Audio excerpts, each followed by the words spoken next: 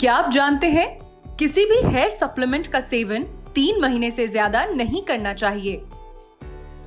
हर बार जब हम अपने बालों में कंघी फिराते हैं तो बालों का गुच्छा देखकर टेंशन होती है। लगता है कि बाल झड़ रहे हैं, हेयर फॉल हो रहा है, करें तो क्या करें, डॉक्टर के पास जाएं, क्या लगाएं क्या ना लगाएं, क्या सारे बाल ग्रो बैक कर पाएंगे। ऐसे कई सारे सवालों के जवाब देने के लिए आज जी मनी हेल्थ शो में हमारे साथ जुड़ रहे हैं डॉक्टर विक्रमादित्य पी साल्वी, जो कि एक प्लास्टिक सर्जन है, कई सालों से प्रैक्टिस कर रहे हैं और डायरेक्टर है कॉस्मेटोप्लास्ट हेयर ट्रांसप्लांट क्लिनिक, जो कि पुणे महाराष्ट्र में है।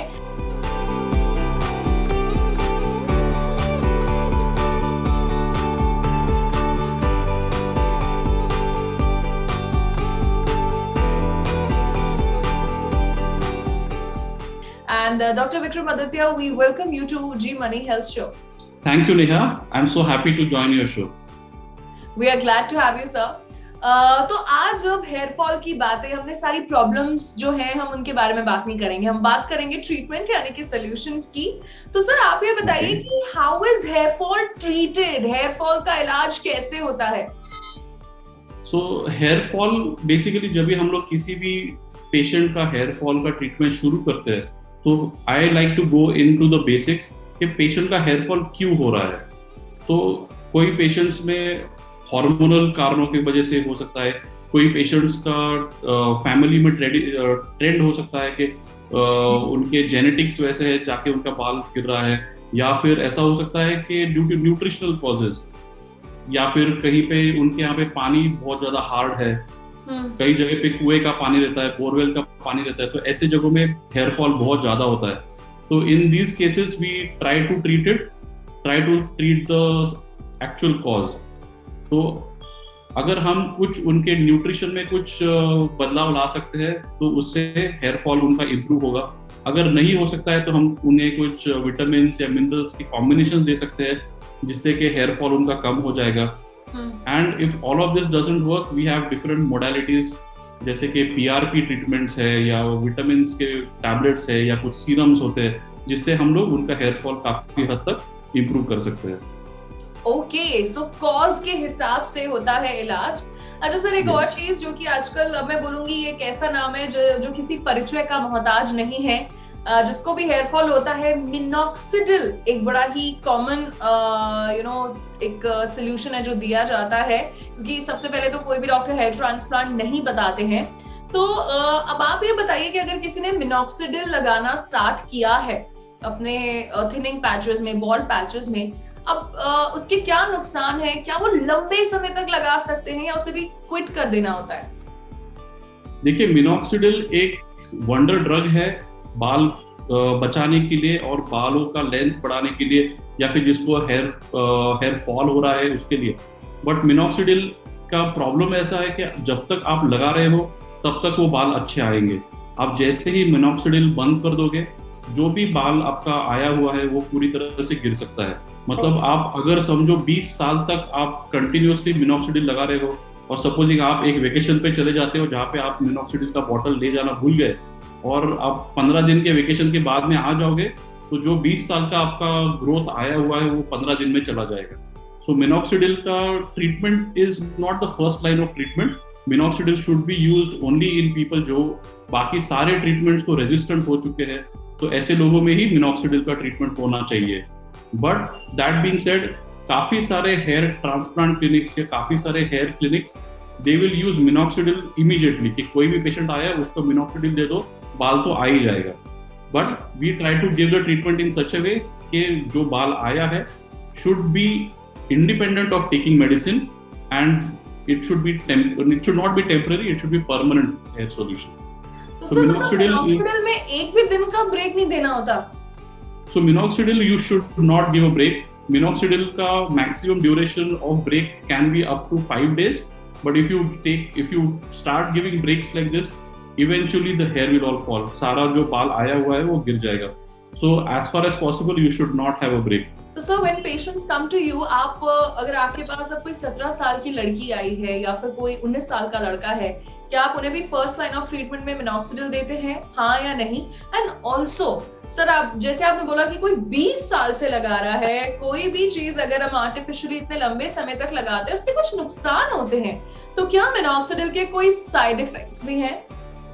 तो मिनॉक्सिडिल के साइड इफेक्ट्स एज सच तो बहुत ज्यादा मतलब वेरी सीवियर नहीं है, पर मिनॉक्सिडिल लगाने से कभी कभी अपने स्कैल्प पे इचनेस होता है, कभी छोटे मोटे बॉइल्स आ जाते हैं, ऐसा स्कैबिंग हो जाता है, डैंड्रफ ज्यादा हो जाता है, या फिर बहुत ज्यादा इचिंग होने लगता है, कोई लोगों को रैशेस आ जाते हैं। तो these effects are there, but they are not very drastic effects.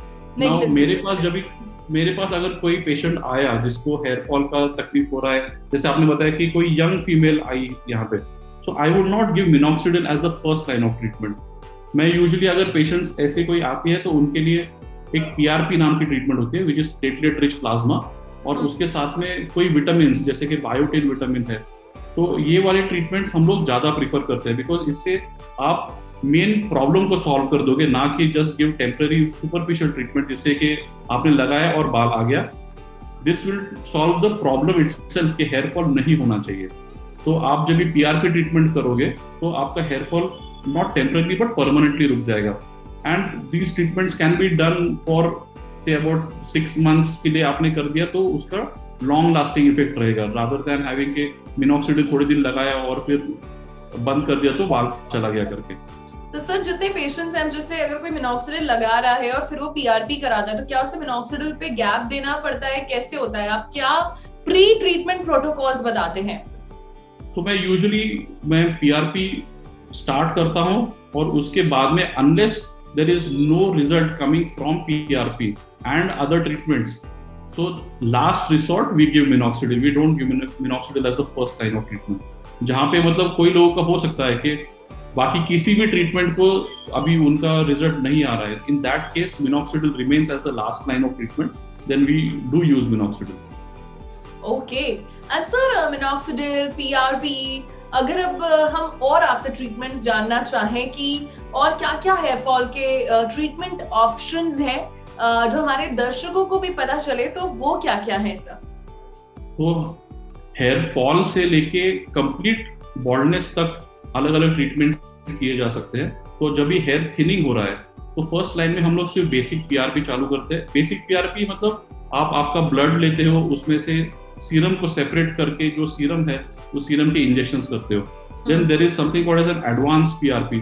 हमारे यहाँ पे हम लोग यूजुअली एडवांस पीआरपी करते हैं, जिसमें अलॉन्ग विद पीआरपी हम लोग बायोटिन ऐड करके उसके इंजेक्शंस देते हैं। उसके बाद में कुछ है जैसे कि मेसोथेरेपी इज अगेन कुछ अलग विटामिन के कॉन्फॉक्शंस है जो हम इंजेक्शंस के द्वारा स्कैल्प में देते हैं, जिससे भी बालों का गिरना भी कम हो जाता है, बाल थिक हो जाते हैं, स्प्लिट एंड्स चले जाते हैं, ओवरऑल वॉल्यूम बढ़ जाता है, so hair looks much more nice and वॉल्यूमस।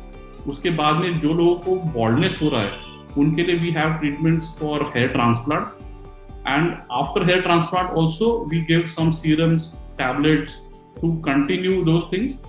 Treatment के बाद में ये जो टैबलेट्स वगैरह दिए जाते हैं, these are also again vitamins and minerals only, so उसका भी ट्रीटमेंट दिया जाता है। In males, sometimes if there is excessive hair fall due to testosterone, तो ऐसे लोगों में हम लोग कभी कभी फिनेस्ट्राइड चालू करते हैं tablet, but that again is not given to everybody. It is given to a very specific group of people जो लोगों को टेस्टोस्टेरोन बहुत ज्यादा हाई है या DHT उनका बहुत ज्यादा एक्टिव है जिससे हेयर फॉल हो रहा है, so that is given to people after testing only, ना कि सबको रूटीनली दिया जाता है। ओके, सो ये सारी जो बातें हैं, अगेन सबसे पहले तो मुझे ये बात समझ में आई डॉक्टर विक्रमादित्य की मिनॉक्सिडिल या कोई भी ऐसी चीज है तो हमें अंडर डॉक्टर सुपरविजन करनी है। ऐसा नहीं कि हम अपने हिसाब से हमने उसका ड्यूरेशन कैलकुलेट कर लिया। एंड सर एक और चीज, प्रेगनेंसी के दौरान भी हेयर फॉल की समस्या महिलाओं को फेस करनी पड़ती है, क्या उसका ट्रीटमेंट बाकी हेयर फॉल ट्रीटमेंट से अलग होता है? आप उस हेयर फॉल को पर्टिकुलरली कैसे टारगेट करते हैं, कैसे उसे ट्रीट करते हैं? During pregnancy, औरतों के hormones are at the best level. तो आपने अगर सुना हो कि very few females actually have hair fall during pregnancy. Hair fall usually आता है डिलीवरी के बाद में, तो पोस्टपार्टम एज में बहुत ज्यादा हेयर फॉल हो जाता है। During pregnancy actually women come and tell us that they have got the best hair because उनके female hormones are at the peak, so तभी के उनके यूजुअली हेयर फॉल नहीं होता है। And we try to if at all अगर किसी में रेयर केस में अगर हो जाता है, तो as I said we don't try to give too many medications because we don't want it to affect the female the fetus that is growing inside. So we try to avoid any treatments which are not governed by the maternity this thing. So हम लोग ऐसे minoxidil या कोई भी ऐसी दवाई नहीं देंगे जिससे वो फीटस को कोई प्रॉब्लम हो जाएगा. तो प्रेगनेंसी के दौरान no minoxidil at all. No minoxidil. Okay. And sir postpartum pregnancy जो हेयर फॉल होता है, हेयर थिनिंग जो सेंटर में लड़कियों को स्टार्ट हो जाती है, how do you treat that? So for that again like I said PRP is one of the best treatments. PRP and biotin is again a very good treatment. ये दोनों से शुरुआत करके डिपेंडिंग ऑन अगर उससे रिजल्ट आ गया तो we continue that for about 6 months. If not उसके ऊपर हम लोग कभी कभी टैबलेट्स ऐड करते हैं. नेक्स्ट लेवल पे हम लोग सीरम ऐड करते हैं. तो जैसे कि अभी एक नया सीरम आया है Anagen serum, that also gives a very good result. तो depending on the requirement only we add one by one treatment. काफी सारे लोग क्या करते हैं कि सारे treatments at the first go दे देते हैं. तो I don't like to do that because unless you know exactly what is the problem you should solve it by that. सारे ट्रीटमेंट्स एक साथ दे दिए तो something is going to work but you don't know what is working. What is going to work. You are very right. अच्छा sir, एक और चीज मैं आपसे जानना चाहती हूँ, बायोटीन. आजकल बड़ी सारी वो हेयर गमीज हैं, सप्लीमेंट्स हैं, we see a lot of things on social media. So आपके हिसाब से क्या बायोटीन लेने के लिए भी डॉक्टर को कंसल्ट करना चाहिए, और अगर नहीं तो कितनी पोटेंसी का बायोटीन कोई भी सप्लीमेंट हम केमिस्ट से जाके परचेज कर सकते हैं और डेली कंज्यूम कर सकते हैं? Well, मेरे हिसाब से तो कोई भी दवाई लेने से पहले आप डॉक्टर से एडवाइस लेंगे तो ज्यादा अच्छा होगा. Because self medication can cause disasters effect. And अगर आप बायोटिन लेना चाहते हैं, I actually don't suggest that you take biotin, you start biotin on your own orally because कभी-कभी उससे excessive biotin से भी issues हो सकते हैं. And biotin orally लेने से अच्छा है that you take it biotin in PRP form because हम लोग जब orally biotin ले रहे हैं, your skin also absorbs that biotin, your nail also absorbs biotin. So तो जो requirement है बालों की वो mostly कभी-कभी fulfill नहीं होती है. So in that case it is better that it is first check कि आपको कितनी जरूरत है और उसके हिसाब से डोज टाइट्रेट किया जाए.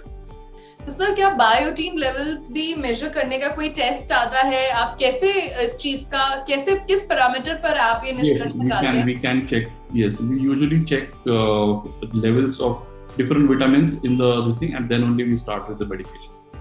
ओके. सो डॉक्टर विक्रमादित्य, इसी के साथ थैंक यू सो मच. बड़ी सारी इंटरेस्टिंग जानकारी आपने आज हमें दी ऑन हेयर, जो कि लड़की हो चाहे लड़का हो, आप सबके लिए बहुत ज्यादा इंपॉर्टेंट है. So on that note, Zee Money wants to thank you for joining us.